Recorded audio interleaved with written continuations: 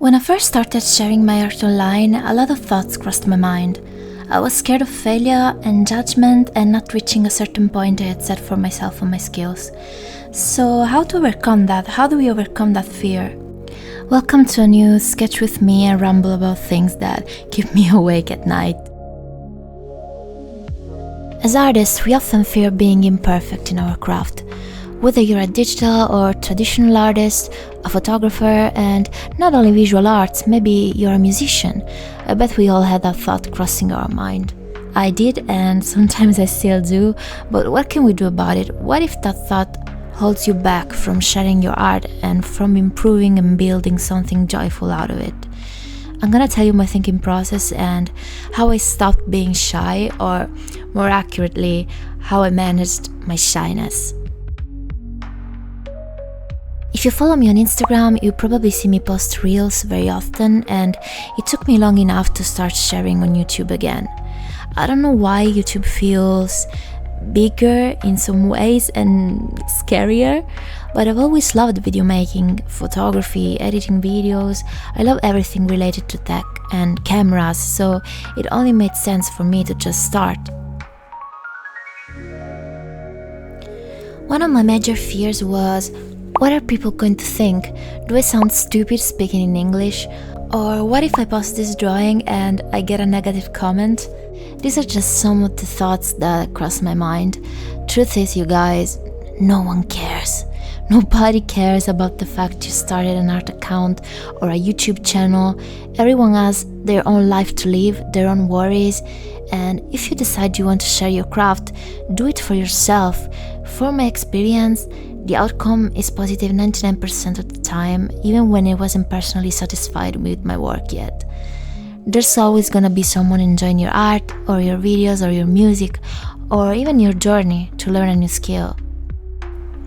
On the other hand, maybe you're one of those people who already have experience in their craft but are too afraid of judgment when, truthfully, we are our worst critics, let's be honest. And this is something I am so guilty of. I still today fall in this category, and I have to remind myself of all the years I spent doing this and following my passion. There's a very thin line between self-awareness of your level and your skills and simply being self-destructive and mean to yourself. First of all, art doesn't have to be perfect, because what is perfection anyways? I think it is all about the way we see and perceive things. So I have just learned to embrace it. But the most important thing is, don't let anybody tell you you will never be able to explore a new passion and make it work. Don't let anybody put you down. When I was a kid, everyone told me that my hands were too small to play guitar. And while it's true that my hands are kind of small, now not only I play guitar, I can also play bass and piano, all with my small, not good enough hands. This of course can be applied to drawing too. When I started, I used to look up at all these great artists on DeviantArt. I really wanted to work digitally too. I was mesmerized by their work. But I had no idea where to start. I researched drawing tablets, and to be honest, some friends around me thought that was kind of stupid. And when I sent them my first attempts at drawing digitally, they definitely didn't hide their dislike. And okay, of course the drawings were pretty bad, since it was the first time using a digital tablet instead of a pencil, but that's just to say, we all start somewhere.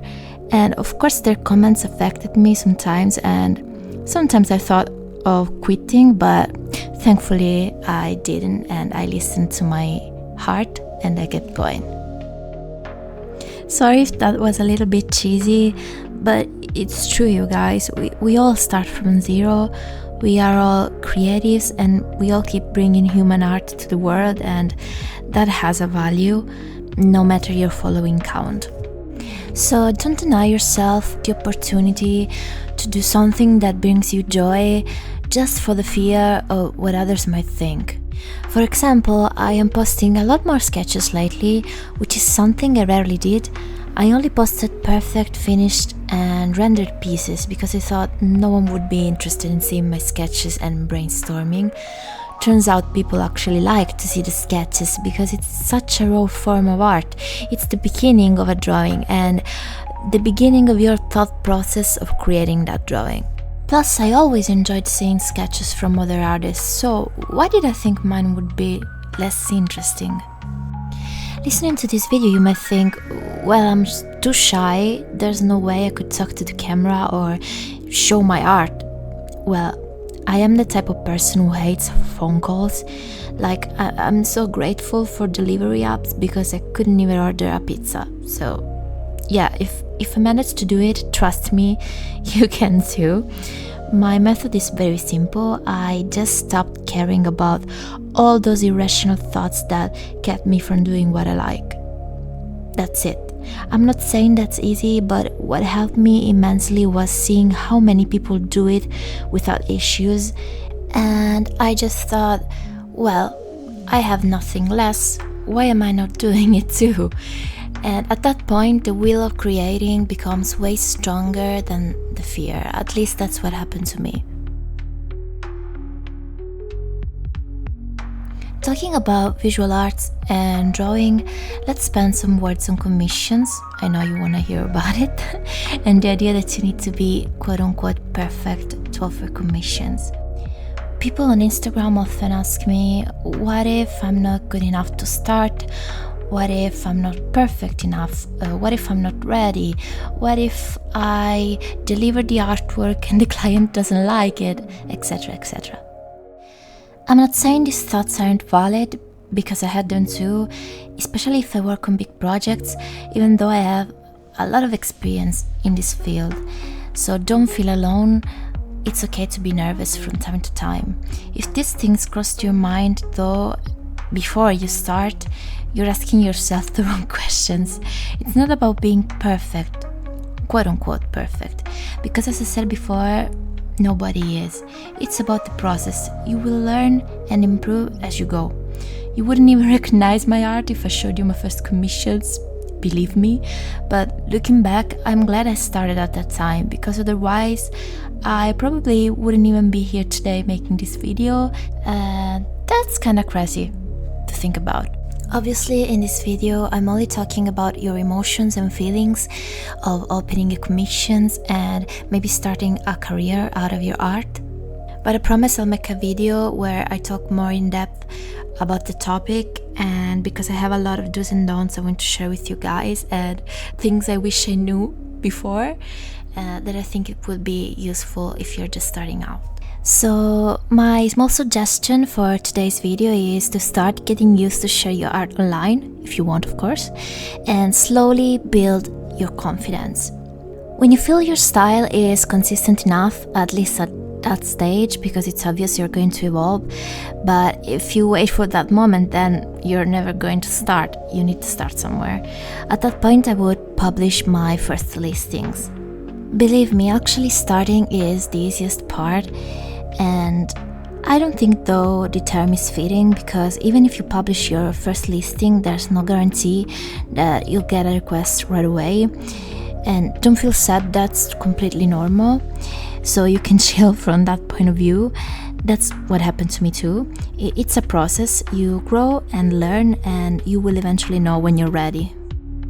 I want to conclude this video by saying, please don't worry about being perfect.